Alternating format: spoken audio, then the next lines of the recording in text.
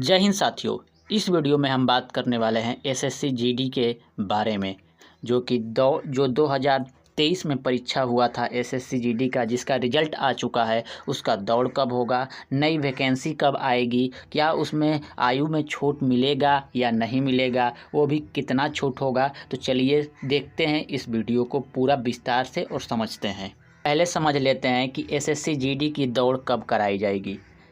पहले इसका जब वैकेंसी आया था 2023 में, तो उस समय इसकी वैकेंसी मात्र 25,000 की वैकेंसी थी लगभग, लेकिन अब इसको बढ़ा के 50,000 के आसपास कर दिया गया है। इसलिए इस वैकेंसी में बहुत विलम्ब हुआ, लेट हुआ। लेकिन इसकी दौड़ अब कब कराई जाएगी, क्योंकि इसका रिजल्ट आ चुका है। तो मैंने पता किया, और अंदर से जाकर जब मैंने पता किया, बड़े अफसरों से पता किया, तो पता चला कि इसका दौड़ 20 सितंबर से होने वाली है। इसीलिए जो नई वैकेंसी है उस पर इसका असर पड़ रहा है, क्योंकि यह लड़के भी फार्म भरेंगे, इसलिए वो वैकेंसी को थोड़ा सा विलम्ब किया जा रहा है। क्योंकि इसका दौर जब संपन्न हो जाएगा, शुरू हो जाएगा कम से कम, तब नई वैकेंसी का फार्म अप्लाई करना शुरू कर दिया जाएगा। तो ये जो दौड़ है वो 20 सितंबर से शुरू होने वाला है।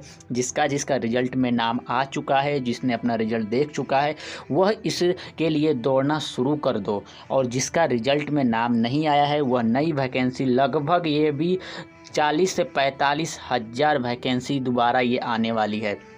तो इसलिए जिसका हो चुका है वह दौड़ना शुरू कर दो, जिसका नहीं हुआ है इस वैकेंसी को पूरा मन तन से पढ़ाई करना शुरू कर दो। आइए हम आगे समझेंगे कैसे परीक्षा आसानी से निकाल लेंगे और क्या क्या पूछा जाता है। समझ लेते हैं कि कल रात 27 तारीख को शाम को एक नोटिस आता है एसएससी जीडी की तरफ से। उसमें क्या कहा गया है, उसमें साफ साफ बोला गया है कि 5 सितंबर 2024 से यह फार्म शुरू होगा अप्लाई करना, और 1 मंथ तक चलने वाला है। इसका मतलब साफ जाहिर है कि इसका रनिंग 20 सितंबर को एकदम कन्फर्म है कि होगा ही होगा, और फार्म 5 सितंबर से अप्लाई करना शुरू कर दिया जाएगा। तो जिसको भी फार्म अप्लाई करना है एसएससी जीडी का, वह 5 सितंबर से फार्म अप्लाई शुरू कर देंगे।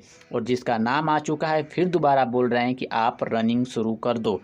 आइए आगे समझते हैं कि क्या क्या आपको चाहिए इसमें फार्म डालने के लिए, और आप कैसे एकदम आसानी से इस परीक्षा को निकाल सकते हो। कब से भरा जाएगा, तो अभी नोटिस आई थी 27 अगस्त को, तो उसमें साफ साफ बताया गया था कि 5 सितंबर से यह फार्म अप्लाई करना शुरू कर दिया जाएगा।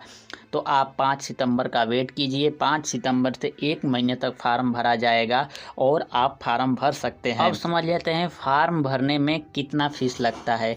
तो जनरल, ओबीसी और ईडब्ल्यूएस के लड़कों का 100 रुपये लगता है।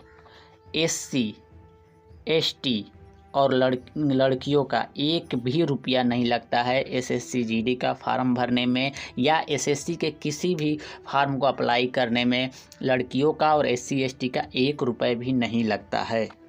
अब समझ लेते हैं कि उम्र कितनी होनी चाहिए। तो जो जनरल के लड़के और ईडब्ल्यूएस के लड़के होते हैं, उनका एज 18 से 23 लिया जाता है। और वहीं ओबीसी के लड़के और ओबीसी के लड़कों के लिए 3 साल का छूट दिया जाता है। वहीं पर एससी और एसटी के लड़कों को 5 साल का छूट दिया जाता है उम्र में। अब समझ लेते हैं कि परीक्षा में क्या पूछा जाता है। तो परीक्षा में मैथ, रीजनिंग, जीके और हिंदी या इंग्लिश पूछा जाता है। सबके 20-20 प्रश्न होते हैं। 20-20 प्रश्न होते हैं सभी के, मतलब 80 प्रश्न होते हैं, और 1 घंटे में करना होता है सारे प्रश्नों को, और इसका भी इसी पर मेरिट बनता है। चलिए अब आगे समझते हैं। शारीरिक मापदंड क्या होनी चाहिए।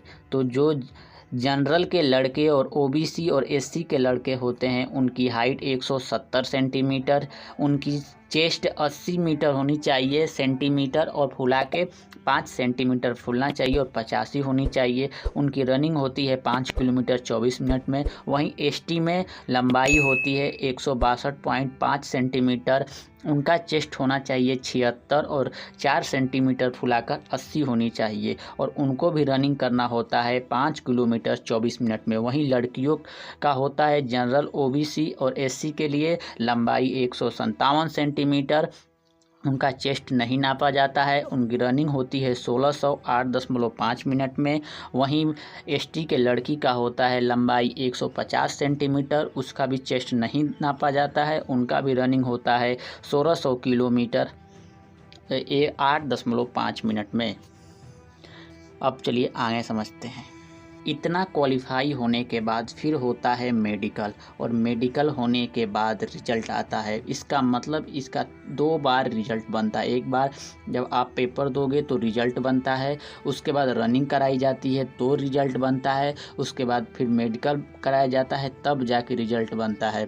जो मेडिकल के रिजल्ट में पास हो जाता है उसे ही इसकी नौकरी मिलती है, और इसमें आपको नौकरी मिलता है BSF, CISF, CRPF, SSB, ITBP, Assam rifle और SSF और NSB।